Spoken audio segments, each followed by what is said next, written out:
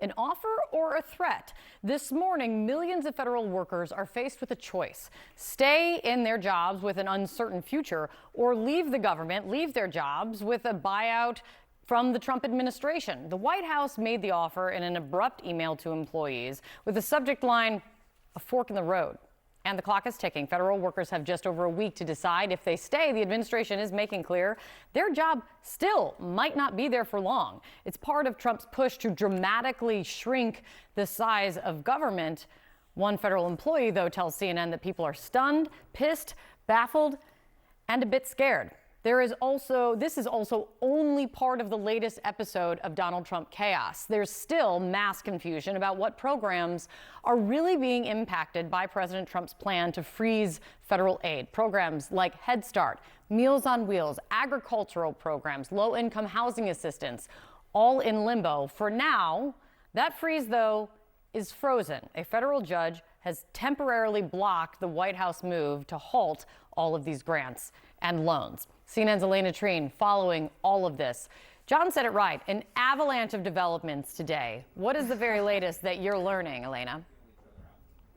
That's right. I do want to start with what you first mentioned, Kate, which was this email that was sent to all 2 million federal workers last night, offering them a buyout, as you mentioned, I think you put it perfectly, with an uncertain future. They can quit their jobs and be paid through September 30th, or stick around and figure out whether or not they will be forced to resign. Now, this is just the latest stunning move we've seen by the Trump White House, really to reshape the federal workforce in Donald Trump's image. Now, one thing to be clear on, as I said, this was sent to all 2 million federal workers, but there are some exceptions, I'm told, by a spokesperson from the Office of Personnel Management, which sent this out. These are the exceptions that they noted that would not be included in this buyout. It includes postal workers, military workers, immigration officials, certain national security roles, and any other roles that these different agencies deem as being necessary. Now, another thing I'm told is that the Trump administration is trying to frame this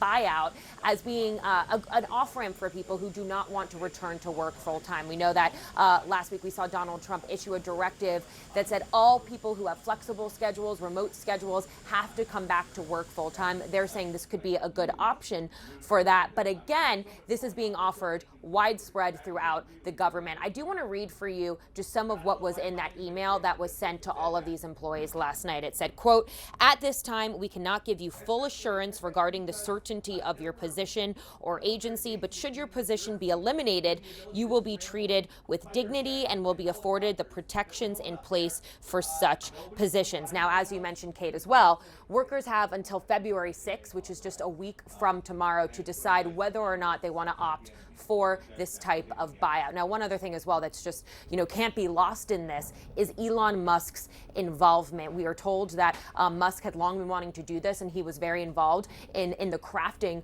of this effort. And the subject line that came on that email that was sent to all of these employees last night was "a fork in the road," very reminiscent of an email we know he sent to Twitter employees in 2022 before we saw a lot of the firings that happened there. So again, a massive change to the federal workforce. We'll have to see how many people end up actually taking this and what could happen thereafter. Can I ask you about the Musk mirroring the email to Twitter employees to all federal workers? Yeah, a fork in the road. A fork in the road. That was, can you imagine if you're a federal worker and that suddenly shows up in your inbox?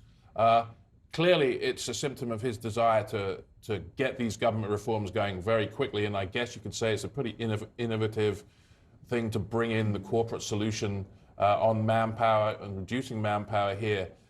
But yesterday was an interesting data point on this, because it showed people just how important government is in their lives in many ways, in ways we don't think about. If suddenly, thousands of government employees start taking these buyouts and there's no replacements, that could cause chaos. It's possible Trump could be more successful than he actually hopes to be in reducing the size of government. He may end up paying a political price.